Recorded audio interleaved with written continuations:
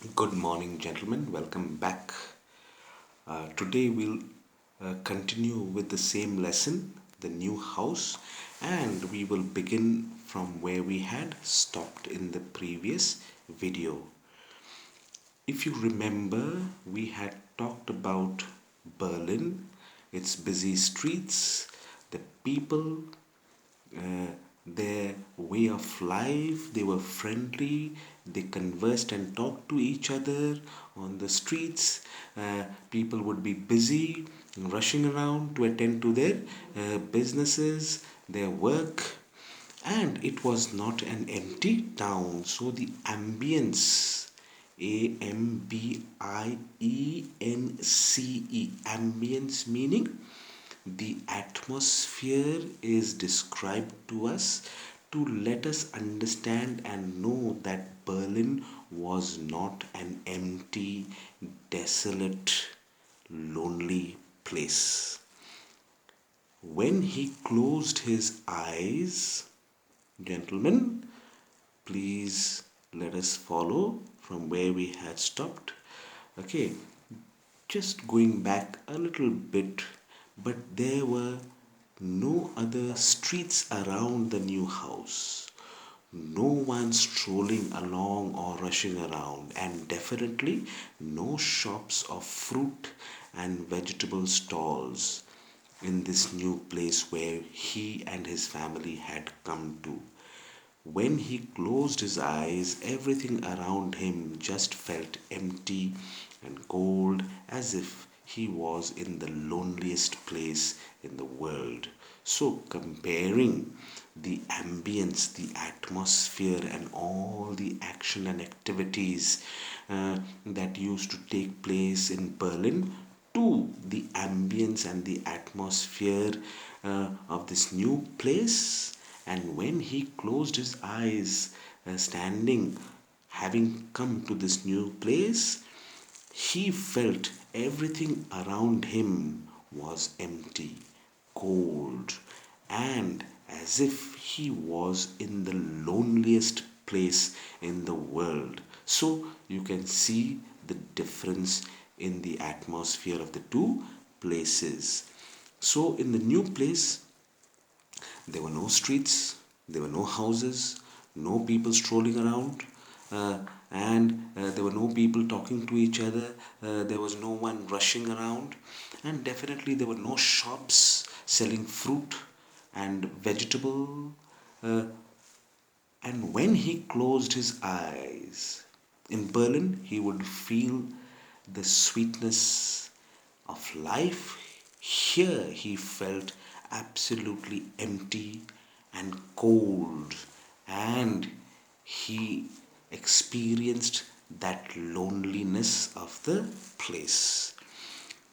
Next, gentlemen, there was something about the new house that made Bruno think that no one ever laughed there, that there was nothing to laugh at and nothing to be happy about.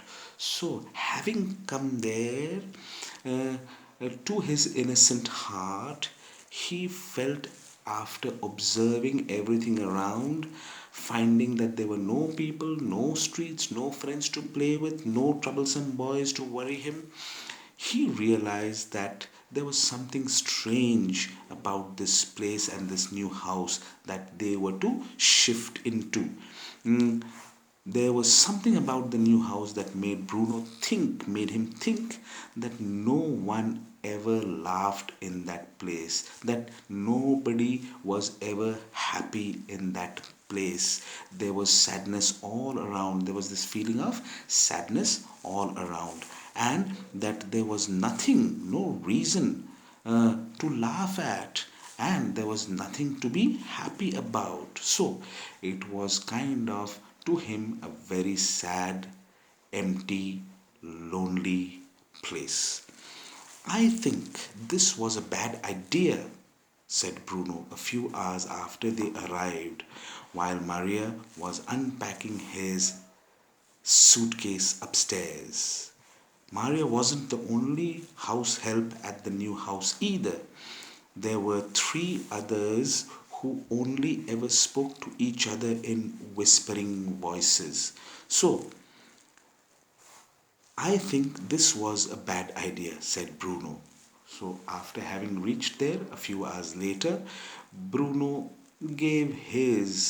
shared his point of view, shared his thoughts and feelings regarding that place. And he said that it was a bad idea for him and his family to have come to this new place. And Maria, the house help, was unpacking his suitcase upstairs. And he realized that Maria wasn't the only house help they would have at the new house. There were three others who only ever spoke to each other in whispering voices. There were three others present there who were to also help them in their household work. But he realized that they did not openly speak to each other, that they did not speak loudly to each other, they did not speak frankly to each other. There was this feeling of reservation, there was this feeling of them being reserved. reserved. Reserved means not open, not frank. And they spoke in whispering voices. They did not feel it right to speak loudly, as if there was something that they were sharing and it was to be kept as a secret.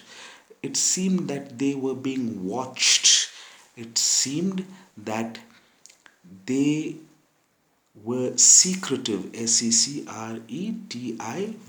secretive. They were not open, they were not frank, they were reserved, they were not sharing as the people in Berlin.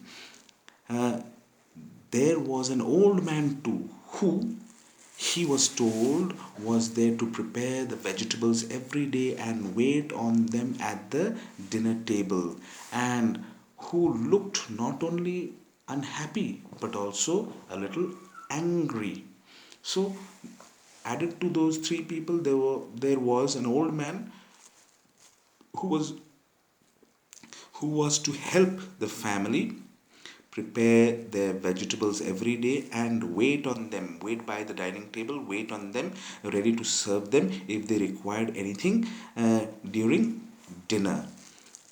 And this person did not look happy at all, and he looked very angry, a little angry. So it seemed to him that this person was being forced to live there, forced to serve the family, and there was never a smile on his face, and he seemed to be angry all the time.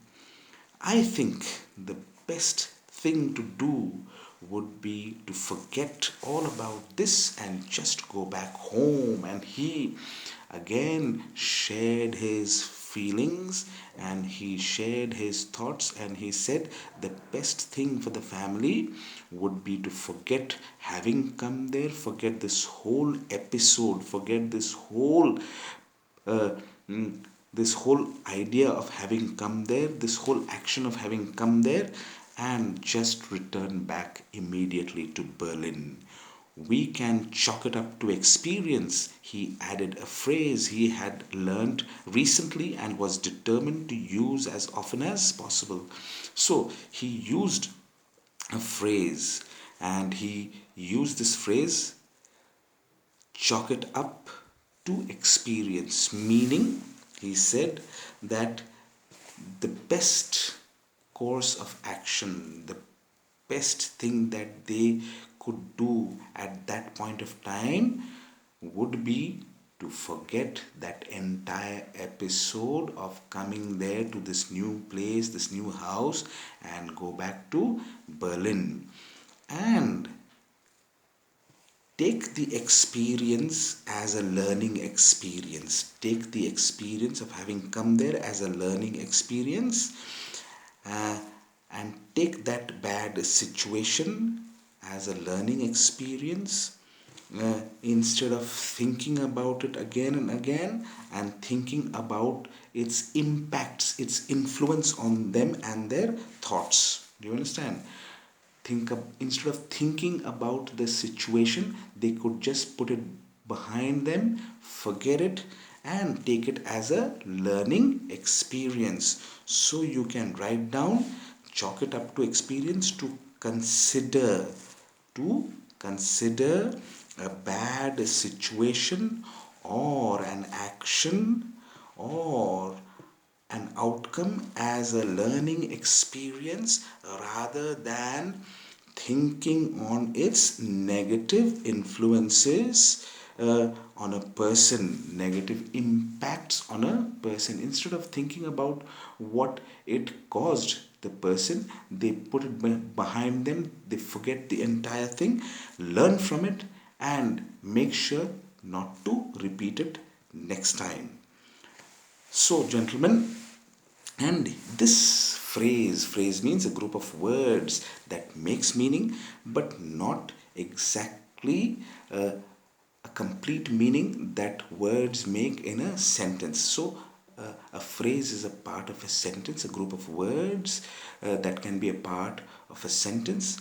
He had learned this phrase very recently and he had made up his mind. He was very sure of himself, determined. He had made up his mind that he would use this phrase very often, as often as possible. Frequently. Often means as frequently as possible, as many times as possible, whenever he would have an opportunity to do so. Gentlemen, next, his mother smiled. I have another phrase for you, she said. In reaction to what he had said, his mother smiled because she knew that he was missing their old home and he was sad and disappointed about it. And she tried to comfort him and she tried to reason with him and she said that I have another phrase for you. She said, it's that what sorry it's that we have to make the best of a bad situation. She tried to teach him that he should not run away from the given situation, forget it and take it as a learning experience. Instead, live it, deal with it, and make the best use of the bad situation that they were in, not to run away from it. He was thinking to put the whole thing behind and return back to Berlin. His mother wanted him to stay on, live it, deal with it, face it, and make the best of the bad situation they were in. So, gentlemen, we will continue in the next class.